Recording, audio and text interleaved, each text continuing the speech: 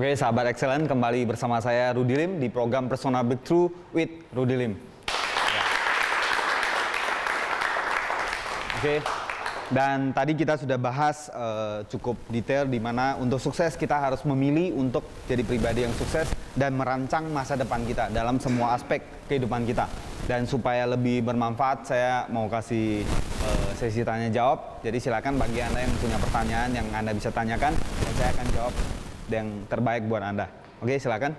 Saya mau bertanya pertama. Ya. Oke, sudah ada beberapa. Ya, silakan langsung. Saya bertanya, Ya. kesuksesan itu ada hubungannya dengan nasib atau bagaimana? Ya, oke, thank you. Ya, pertanyaan yang bagus, tepuk tangan. Ya. Karena sangat penting. Jadi untuk mengejar kesuksesan apakah berkaitan dengan nasib atau keberuntungan? Ya, kalau istilah bahasa, saya suka pakai istilah ini. Kalau bahasa Chinese itu takdir itu ada dua kata, Ming Yin. Ming itu artinya takdir, Yin itu artinya nasib. Jadi ada bahkan lagu yang mengatakan 30% tergantung sama takdir, 70% tergantung sama nasib, sama perjuangan kita. Nah, kalau kita bicara takdir, menurut saya adalah hanya ada 3 hal yang takdir kita yang tidak bisa kita ubah. Misalnya kita dilahirkan di mana, kita tidak bisa ubah. Kita tidak bisa menentukan kita mau dilahirkan di mana. Kita lahir di mana, oke, itu adalah kotak kelahiran kita. Itu yang pertama. Kedua, kita dilahirkan oleh orang tua siapa. Kita tidak bisa pilih. Kita tidak bisa ubah. Kita tidak bisa, oh ya saya nggak mau, kalau boleh pilih, semua orang mau pilih lahir di keluarga yang kaya raya, anak presiden atau anak dari satu kerajaan dan sebagainya, seperti pangeran dan sebagainya. Tapi kita nggak bisa pilih. Kalau kita mau pilih, kualat ya, yang nggak mau ngaku orang tuanya dan sebagainya. Seperti itu. Yang ketiga adalah kita dilahirkan dengan jenis kelamin apa, laki-laki atau perempuan. Itu kita tidak bisa ubah. Setuju? Ya, yang mau ubah silakan, tapi jadi bencong ya. Ya, hanya 3 itu yang kita tidak bisa ubah. Bahkan termasuk pasangan kita, termasuk kita tinggal di mana, kita hidup di mana, kita berkeluarga di mana, kita sukses di mana, itu semua pilihan kita. Yang balik ke tadi, yaitu 7% tergantung sama proses perjuangan kita. Tapi kalau bicara tentang di dalam hidup ini ada keberuntungannya, ada. Jadi kita bicara tentang hoki dan sebagainya, kita nggak bahas hari ini, kita bahas di episode yang akan datang. Nah, tetapi sangat penting adalah keberuntungan itu datang harus ketika kita siap. Jadi kalau kita tidak siap, ada keberuntungan berapa lewat pun kita nggak akan bisa memanfaatkan. Jadi intinya kita harus selalu siapkan diri kita, selalu do the best. Maka keberuntungan itu datang seolah-olah semua akan menjadi lebih mudah. Tapi kita tidak bergantung sama hal yang mudah tadi. Kita tetap selalu lakukan yang terbaik setiap hari. Ya, semoga menjawab. Oke, ada pertanyaan lain? Ya, oke. Untuk mencapai sukses, Ya. kan pastinya ada, setiap orang pasti ada usaha ya, dengan Ya. usaha yang berbeda-beda. Ya. Nah, begitu juga dengan kualitas. Nah, kita seperti saya, tentunya yang Ya. pertama kita udah berusaha untuk maksimal untuk mencapai kesuksesan itu. Ya. Tapi masih belum goal juga apa yang Ya. kita mau. Ya. Artinya kan kita belum sukses. Ya. Ya. Nah, apakah itu kualitas dari diri kitanya yang kurang atau belum? Ya, oke. Ibu sekarang umurnya berapa? 45. 45, masih seperti 35 ya. Oke, tepuk tangan untuk kita. Oke, nah contohnya Ibu, kita tidak perlu minder merasa kita dari latar belakang mana atau usia atau apapun atau kondisi kita apapun. Tapi ketika kita mau pilih sukses, kita bisa tingkatkan semuanya. Jadi misalnya contoh Ibu keluarkan satu kertas, tuliskan goal tadi yang 8 aspek itu dan tuliskan secara serius. Jadi sebenarnya proses keajaiban itu terjadi di situ.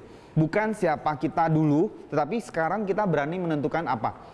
Jadi kita tuliskan, misalnya saya mau tingkatkan di kesehatan, saya mau tingkatkan di kecantikan, contoh ya, atau di penghasilan, kebahagiaan waktu untuk anak dan sebagainya. Semua ditulis. Ketika kita serius menuliskan masa depan kita, mungkin bahkan tangan kita bisa merinding, bergetar, atau bahkan bisa keluarkan air mata. Kalau itu benar-benar yang kita inginkan. Jadi sebenarnya dalam hidup kita banyak hal yang kita bisa tingkatkan. Contoh, bangun pagi dengan lebih semangat. Biasa loyo-loyo atau ngantuk atau capek, kecapean. Tapi ini bangun dengan wow, luar biasa. Kenapa? Karena kita punya target yang besar. Bayangin Ibu, anak Ibu sekarang umurnya berapa? Oke. Nah, contoh, teman-teman yang mau ketemu siapa? Pasangan atau saudara atau orang tua atau pacar. Biasanya bangun pagi jam 5, jam 6, tiba-tiba ada saudara atau siapapun datang dari luar kota atau dari luar negeri, jam 4 pagi kita harus jemput di airport. Karena orang itu sangat penting, kita bangun nggak? Kita bangun dengan semangat. Atau bayangkan yang lagi pacaran, udah 3 bulan nggak ketemu, pacarnya mau datang dari mana, semangat nggak? Semangat, otomatis semangatnya kita berubah. Jadi tergantung tujuan kita. Jadi banyak hal yang kita bisa tingkatkan dari segi, kalau kita bicara kualitas tadi, yaitu kita bisa tingkatkan semuanya. Lebih semangat, lebih enjoy, lebih ringan. Saya belajar satu istilah adalah hidup ini kadang jangan terlalu rumit. Jadi kadang banyak hal yang kita bawa dalam hidup kita. Kita banyak, coba kaji. Ya, 80% dari masalah kita sebenarnya bukan masalah.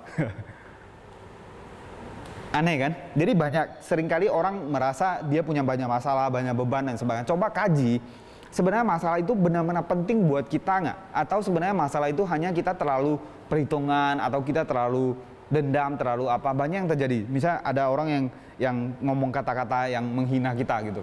Kita bawa berhari-hari, bahkan berbulan-bulan. Stres gara-gara orang menganggap kita remeh. Bahkan orang yang menganggap kita remeh itu sudah lupa. Karena seringkali dia hanya ngomong aja. Nah, kita bawa kemana-mana, akhirnya hidup kita banyak beban, banyak masalah. Seolah-olah diintimidasi sama orang. Nah, sekarang kalau kita mau hidup maksimal adalah lepaskan ini semua. Kira-kira paham nggak maksud saya? Jadi jangan biarkan banyak hal yang tidak penting itu mengganggu hidup kita. Misalnya BBM lemot itu pun stres. Update status, terus broadcast, terus. Nah, itu buat hidup sama susah. Dan sebenarnya kalau di broadcast terus ya makin lelet, benar nggak? Contohnya seperti itu. Jadi dalam hidup kita, coba sederhanakan. Fokus ke apa yang benar-benar kita inginkan, dan semua usaha kita fokus ke situ. Menurut Anda kira-kira akan lebih maksimal nggak? Karena usaha, waktu, tenaga Anda semua akan lebih fokus ke situ. Oke, semoga menjawab ya. Oke, silakan. Ya, ada pertanyaan lain? Ya, silakan. Gimana cara Tiat untuk mencapai sukses di masa muda? Ya, umur Anda berapa? 16. Wow, oke. Ya, jadi sukses di usia muda sekarang sangat memungkinkan. Zaman dulu kebanyakan orang sudah matang, sukses itu di atas 40. Akhirnya ada satu istilah adalah life begin 40. Jadi orang udah mulai lebih matang, punya rumah, punya mobil, keluarga harmonis, itu rata-rata 40 tahun ke atas. Tapi sekarang teknologi zaman semua sudah berubah. Banyak orang sukses di bawah 30 tahun, itu pun tahun 2000. Zaman.com, itu kebanyakan sukses di bawah 30. Bahkan sekarang banyak orang sukses 20-an sudah sukses.